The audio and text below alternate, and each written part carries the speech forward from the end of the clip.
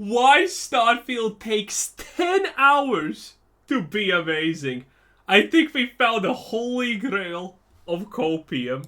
I keep hearing it takes 10 hours of uncertainty before this game really gets amazing. So today, I'm going to make a different video to explain it. Since I think it takes 50 hours, new game plus 7, and a dead hamster to finally realize the absolute mind-blowing amazingness of Starfield. I was very skeptical at first, and being new to this style of game, now having 30 hours in, I feel like I finally understand it. As you know, I typically find something fun to do in any game I play. Oh, okay, we can go thin, heavy, chunky, muscular. We're gonna be jacked. Live my best. I mean, let's just ignore the fact that Fallout 4 allowed you to mold every part of your body as you wanted. You understand that this is categorically a 100% step back, the character creation. Life here, which means maybe I should fix the hair up a little nicer. Yeah? Yeah. But it's even better when a game is good. I love a good sci-fi, and the intro had me hooked, especially going in completely blind, being a miner commissioned in on this special project and finding a mysterious object that has weird properties we can't even figure out. Meanwhile, we're space miners. How did the intro hook you? This is probably the worst intro in any Bethesda game ever. Fallout 4, you create your character, and guess what? The world's going to hell. It's the end times. Run or you're not gonna make it. The moment you make it, you can see the shockwave literally going over you and everything being destroyed as you're lowered down into the vault. Every other Fallout game, you start off in a vault and you get to do something. Starfield, on the other hand, is the start is 15 minutes of some kind of miner chick telling you about how great it is to be a miner or something like that no one cares about. Everyone starts to get bored, and then they try to mining laser your comrades here to see what happens. And guess what? Nothing happens. They just slump over, and that's kind of hilarious. And the conversation is bad at the start. It's boring, and you get to do nothing for roughly 20 minutes. Then pirates appear.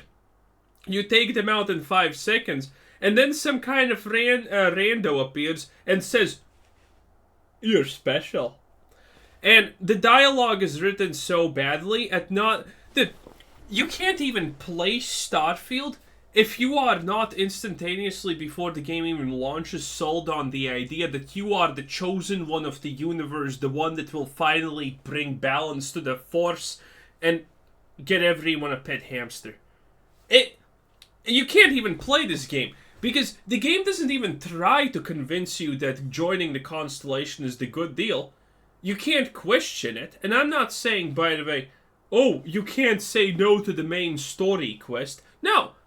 I'm saying that they're not even trying to sell you on anything. Like, why should you even be in this Constellation? Because it's special! That's pretty much the reason. The dialogue is written like by a 10-year-old. I'm actually going to make a video about this because someone commented that they asked ChatGPT to make a Fallout 4 quest, and it literally blows anything Starfield has out of the water.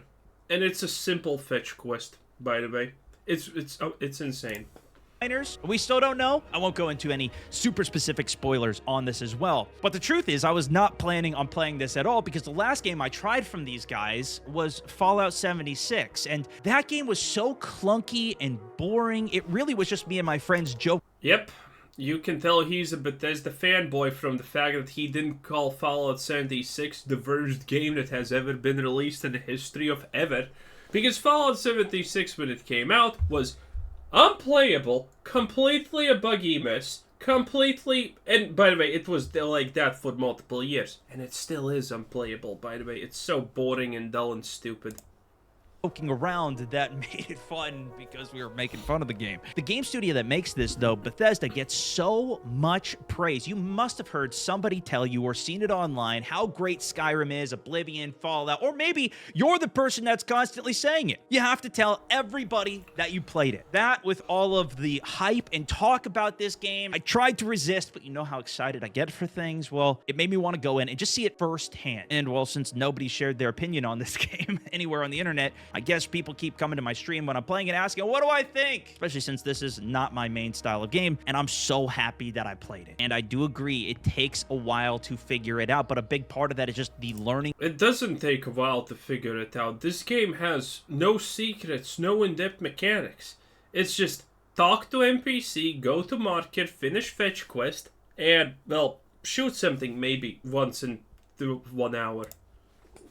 Curve for the game. I'm very used to Call of Duty, Battlefield, Titanfall, all of these like linear stories that are crazy, cinematic, explosive experiences. It doesn't even... This is a 100% linear story. There are no choices to be made in this game.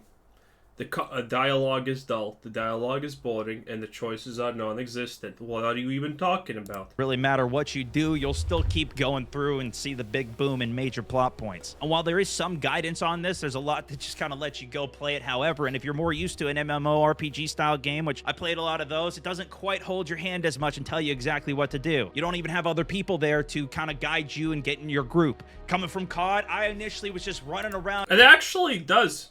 This is the most handholdy Bethesda game that they have ever done. It literally holds your hand at absolutely every point. There are no situations where it doesn't tell you specifically exactly what to do, which is not technically hard considering all the side quests are just simple fetch quests. And well, in the main quest you have absolutely no choice. Like, one of the biggest things you can do in this game is join the Crimson Fleet, the pirates. So you join this group, and then you go on a mission with the leader of this group. And you're there with also one initiate dude, okay? And then you get split. And you're with that new initiate dude. And that initiate dude tells you, hey, you know what? Let's betray the guy. Let's betray him, kill him, and take his creds, right?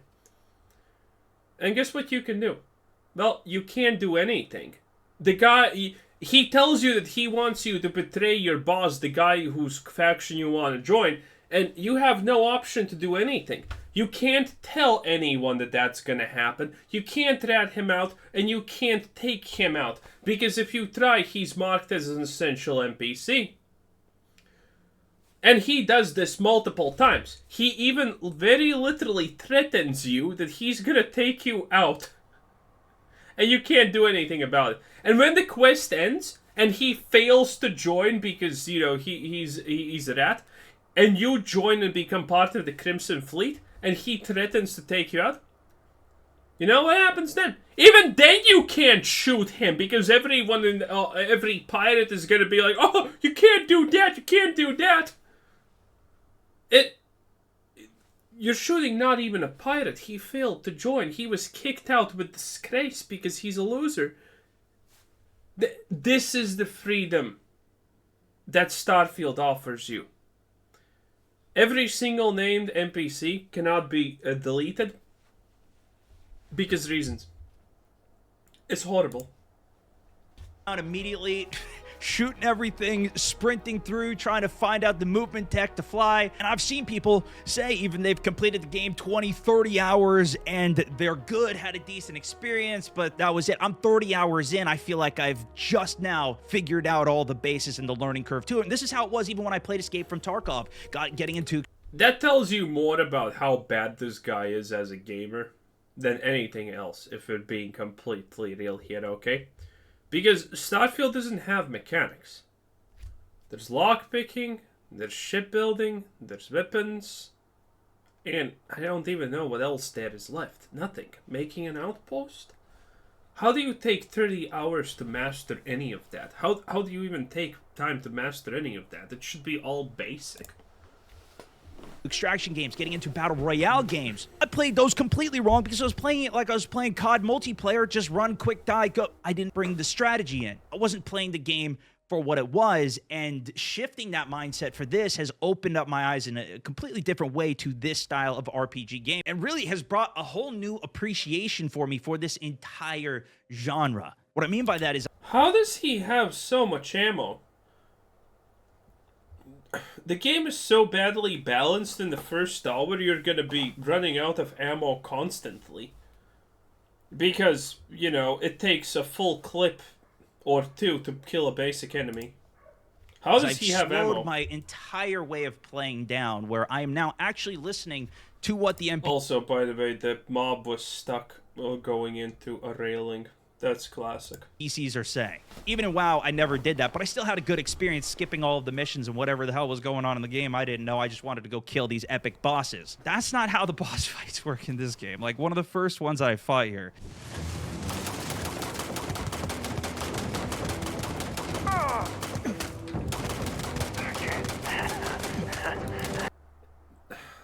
Bosses just have more HP than the average enemy. It takes, you know, if it takes 100 bullets for a basic enemy, it's gonna take 500 for an advanced enemy, aka the first terror mode fight you see. Those things are just boring bullet sponges. Space dead claws.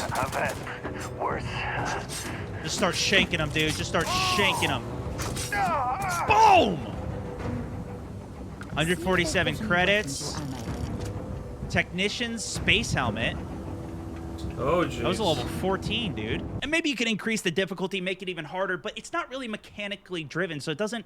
I don't even feel inclined to do that. You guys tell me, is that the better way to actually do this? Appreciating the fact that you can decide to kill somebody or team up with them. Be the evil pirate that takes out innocent people, stealing their... You can't take out innocent people. ...ship, life's work, or going through a moral... There's no moral dilemmas. There's no real ethical choices in this game. Well, there's maybe one or two, but those situations are sad and bad. I heard someone talk about the one almost technically interesting situation in Starfield, and that is you finding a spaceship of Earth colonists who left Earth to colonize another planet before they had grav engines, okay? AK, they're essentially stuck 200 years in the past at this point, right? And they want to land on a world where there's a casino. And the situation there is, it's just comical. The writing is just comically bad. The situation in the casino is, your options are, you go meet the heads of the casino, and they're like comically evil. They tell you to get rid of them, make the ship blow up, or whatever. And they're comically evil. Or they can be indentured slavery, essentially, those people, for some stupid reason which doesn't make sense, so they can pay the casino to be on the same planet as them or something like that. It makes absolutely no sense. And it's just comically evil. The only good choices you have is go buy a grav jump engine and install it into their ship so they can find another planet. That is it. The comically evil people at the top of the casino, you can't even do anything to them. You don't have the ability to just mow them down and let the settlers settle in the place of the casino. No, that's not an option. They're invulnerable. It's comically evil and stupid moral choices that are not even moral choices. It's sad. Dilemma of a mega corporation, the first faction mission that I actually went through, to decide, is it ethically right to have this tech for the entire world, using shady corporate tactics to take down another corporation, or killing everybody in that corporation. I feel like it's more going through class and reading a book and then taking a test on it. But there's not really a wrong answer, or just straight up reading a book, but you get to be the person really in it making the decisions. But with that, it's kind of more on me of where I actually want to go, and I haven't decided to go explore a lot of planets. I went to the moon initially because I thought that was really cool, and that started an initial chain quest, which I just completed that gave me one of the craziest ships. Like, I went to a couple planets, surveyed the animals, plants. I really wasn't super interested in any of that anyways. For me, focusing on doing the faction missions, some of the side missions that have popped up and I've just found interesting, and the main story is, I think, going to be more than enough. On top of that, as I've gone through, there's companions that you could choose to bring alongside. They affect how the dialogue goes. And learning more about them, then, if you want to pursue it, leads... They don't.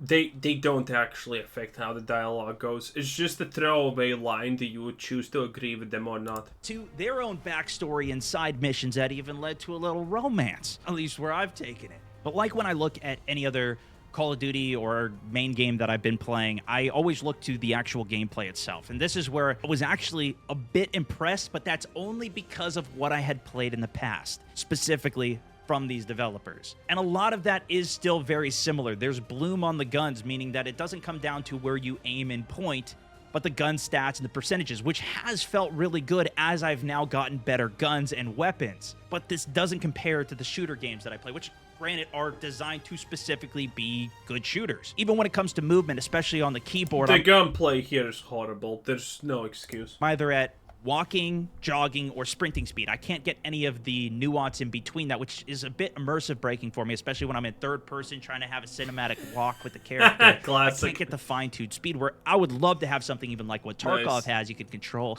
the amount that you're crouched, lean, everything. That's something I just love, those controls. Not the main part of this game, really. It's a lot of looting. And it was pretty baffling to me how bad the actual system is for it and how simple it is. With one mod, I made it 10 times better. Maybe they just tried to keep it simple, but there's so much loot in this game. They didn't try to keep it simple. The looting is horrible. They couldn't even be bothered to copy-paste Fallout's for looting system, or Threes, or New Vegas's, or anything.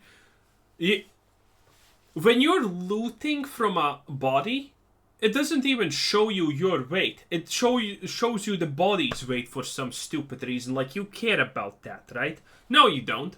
You don't care at all about that. It's the stupidest system ever. And saying, by the way, a mod will fix it, less than 1% of the players will ever even think about playing a mod. And 1/10 of those people are gonna download it. It's not a real thing. Relying for people to do these mod things. The mods bug, the mods break. You need to know how to install them. When you install multiple mods, they don't work together, and things of that nature. So yeah, modding is not a solution to anything. It's the solution to the top 0.1% of the player base, who are mega fanboys.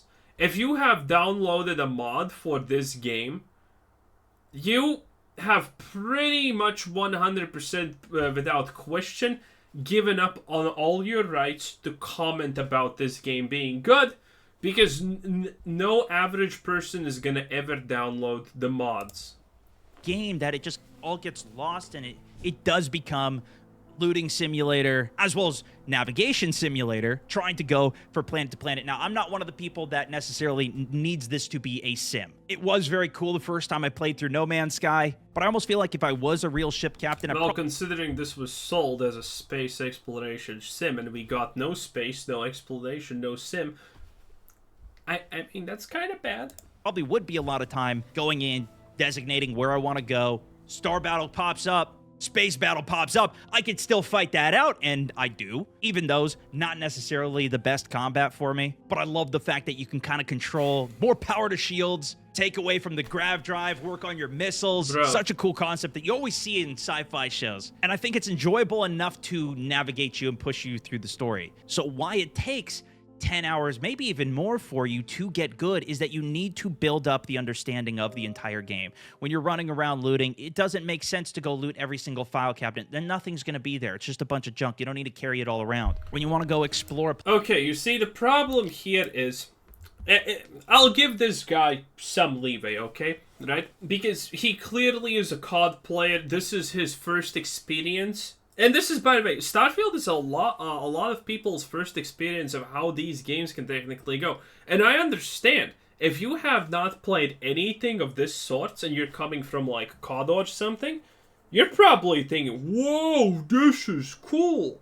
But the reality is, if you have played these games, you're looking at this and saying, wow, this is a failure.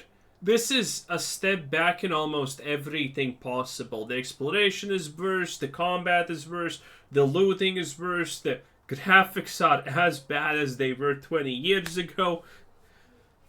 There's no silver lining here.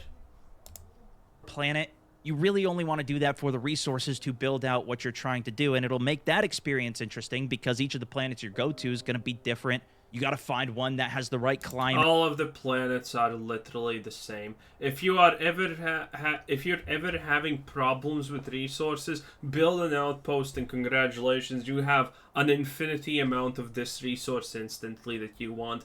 Or alternatively, you can just go to the shops in any city, find the resource shop, and buy the end game materials at level 1 for pennies. Yep, that's what you can do.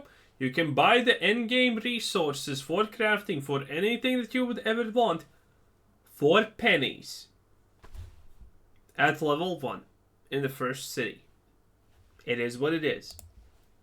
Elements or whatever you're looking for, but you're not necessarily going to go land on some random planet and spend 2 hours there just enjoying the scenery. You have to learn how to navigate. There's no scenery to enjoy. Every planet is a dead rock, and if there's anything on the rock, you wish there wasn't, sadly. The planets are the same. The layouts of the RNG objectives are the same. If you have been in 4 caves, that means that you have already been in 1 cave twice, because they look the same. The objectives on the map are the same. The enemies have no variety and are absolutely the same. Because also I feel like this is just lacking in the design of the game, but the maps for figuring out where the layout of Neon is, for example, one of the major cities, even the first one, New Atlantis, is completely non-existent. You have some like main points, but you have to go there and actually look around and understand the environment and where you are. If you want to customize the ships, your suit, weapons, you can put mods on all of them and even completely customize the colors of your ship and everything. It's quite overwhelming. But it's very not overwhelming. 1, 2, it's very useless. The ship is a decoration that serves no purpose. Once you understand all the basics, you don't necessarily have to get into every element of it. I haven't even done the outposts. For some people, that's going to be like their favorite thing. You could do a bunch of credit farming and create some amazing things. I'm not as interested on that immersive side, whereas I've completely color customized my ship, and I'm going to be making more upgrades there. But you kind of have to do one of these systems at a time and learn it. The main one that I've been learning is... Who would expect that the favorite color of someone who uses this shade, well, close to this shade of green here and here, has green his favorite color? Wow. The actual talents, which I do feel like you should get way more of, way faster, but maybe even that would be... Talents are bad. They lock pretty much... 90% of the game is locked behind talents. They made the jump pack the most integral part of exploration and movement, and it's locked behind a talent point. You know how bad the design is, in fact? NPCs literally tell you, here's a jump pack so you can jump. And you still need to put a point into that so you can do it. It's just the most nonsensical thing ever, honestly. And the other talent points are bad. You know, crafting weapons still requires a talent point. Piloting ships requires that and that. It's just... Also, this is the first Bethesda game ever where you are absolutely in no way excited to level up. I have never felt so unexcited in honestly any game to level up as in this one. Usually the act of leveling up is something that you want and you're enjoying because you're looking forward to it. In Starfield, you can actually forget that you even leveled up because the levels mean so little here. Be too overwhelming. I've leaned in on persuading people, which has been a ton of fun, although a lot of even those persuasions that you're doing do get a bit repetitive. You'll see the same lines throughout it. But if you can understand the greater story, sometimes you can get away with saying the right thing to the right person with the right motive and instantly complete it. There's also an entire way you could play sneaking the game, which... He's talking about the new persuasion system. That's not true. I thought that at the start also, that you can listen to what people say and then just, actually manipulate them, but obviously not. Because, in a game where the dialogue is written by a 7-year-old or 10-year-old at best, That's obviously not going to be the case.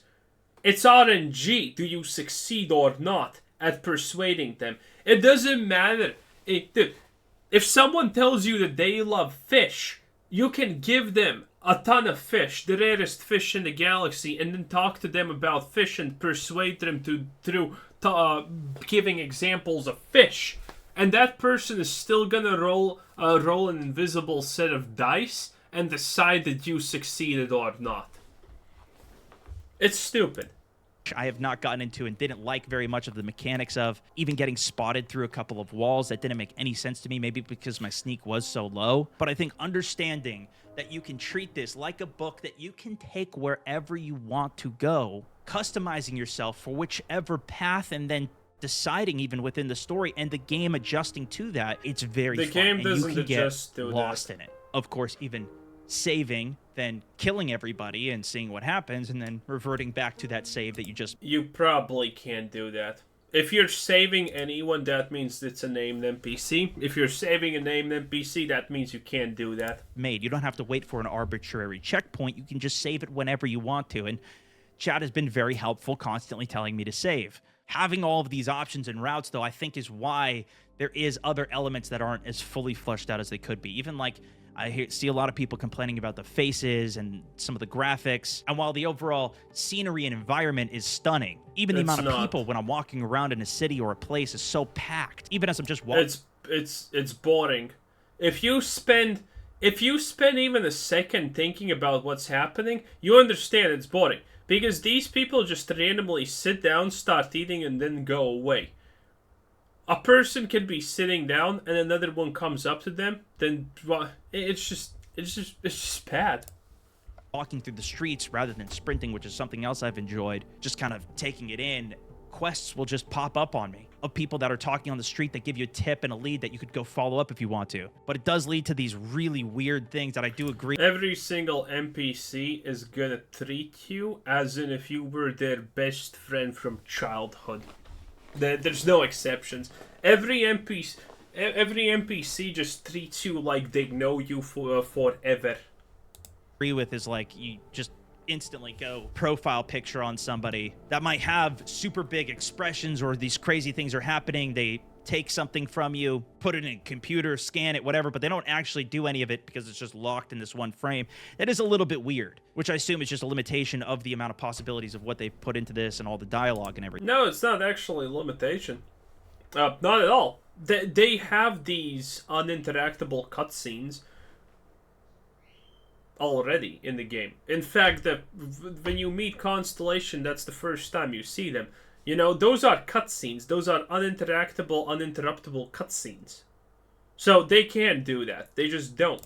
Everything. I don't think this is necessarily going to be a complete mind-bending sci-fi must-watch, must-see story. I see it really as the ability to choose your own adventure, to go through this and play how you want to. Go through this world that is set crazily in the future, with the option, rather than it just even being 4 or 5 planets that you're jumping between, having tons of different solar systems to explore and get random adventures that pop up as you go into new cities, outposts. And I feel like this has been the first time that I have the understanding of these games to a more full extent that I ever have. But I also don't think this is going to be the end-all, be-all, greatest game of all time. What was being sold to many people, or what it's not even a good game. Many people expected it to be, even from whatever they got it from, that this is going to be for everybody, have the full space simulation effect. Well, the reason people expected that, by the way, is because Todd Howard literally said it's gonna be like that. It was very blatantly, word for word, given to us that it is gonna be exactly like that. Great bosses and gameplay mechanics, and actually be the Grand Theft Auto of space. But if you do have the patience to get through the first 10 hours or so of the game, get involved with the story, understand all the underlying mechanics that you're going after to allow you to navigate the world, and fully immerse yourself in with the understanding of what's going on, and it is very fun. And however you choose to get involved, whether it be the spaceship that you want to build, the people you want to fall in love with or kill. It's a really cool way to get immersed and lost in something in a very unique way that I'm not sure you can really replicate in many other ways. And like I said, I'm happy I got involved with it to have that better understanding myself. Hopefully even just watching this allows you to see where the game is coming from rather than how trash, boring, whatever you may have seen online about it. Gives you a little bit more of a nuanced look, even from an outsider coming in. If you want more content from me on a bunch of other games, check out my... I mean, Stone Mountain Plays. I mean, this is what I honestly did expect from someone who, you know, this is their first game of this type, and they have not experienced anything new. I guess for a new player, it does make sense, right? I guess from a new player, this would be kind of good. But that's because they don't know how bad in reality this is. They don't know what's the true potential of this stuff. They think that you have a choice even between actually, you know, shooting someone or telling them, hey, please give me that thing, and them giving that thing. They think that that's like a step in an incredible direction. Even though everyone who has played these type of games knows that this is like, oh wow, that should be a lot more than just that. Like, wow. Anyway, this was Quizzer Sid saying thanks for watching. Subscribe if you haven't already, and have a nice day. Bye-bye.